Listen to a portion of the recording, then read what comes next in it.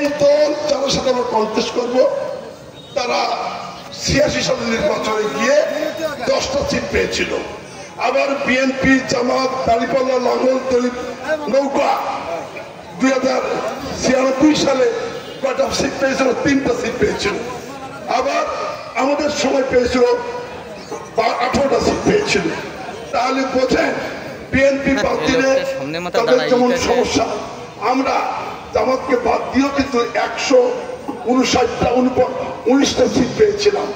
অতএব এখন তো আওয়ামী লীগ নেই, অতএব বিভক্তি রেখা টেনে লাভ হবে না।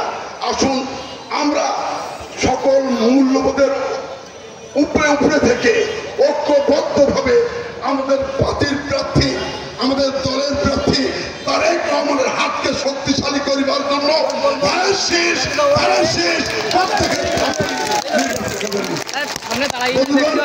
আমাদের মার্কা কি? মার্কা কি? শহীদ জিয়ার মার্কা কি? খালেদা জিয়ার মার্কা কি? তারেক রহমানের মার্কা কি? আপনাদের মার্কা কি? এটা দুয়াত্রী দেখে দেন কারো মার্কা।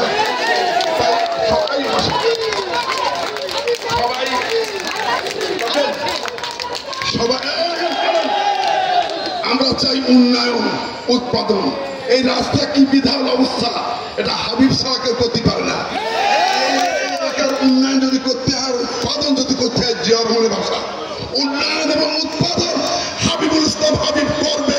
এই স্বীকৃতি, এই সম্মানে আমি দিয়ে যাচ্ছি আপনাদের সম্মুখে।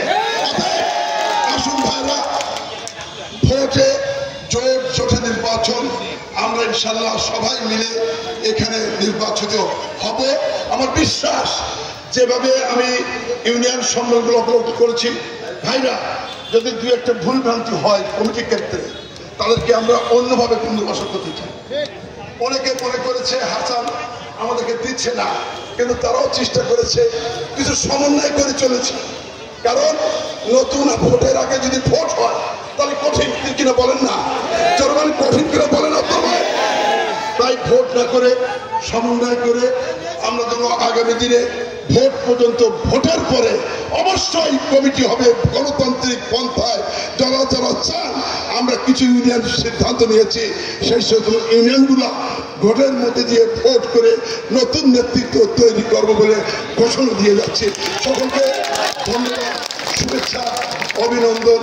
আমার নেতা বীরের দেশে আসবে ফিরে, বাংলাদেশে শহীদ জিয়া অমর হোক, খালেদা জিয়া জিন্দাবাদ, তারেক রহমান জিন্দাবাদ। আসসালামু আলাইকুম রহমতুল্লাহ।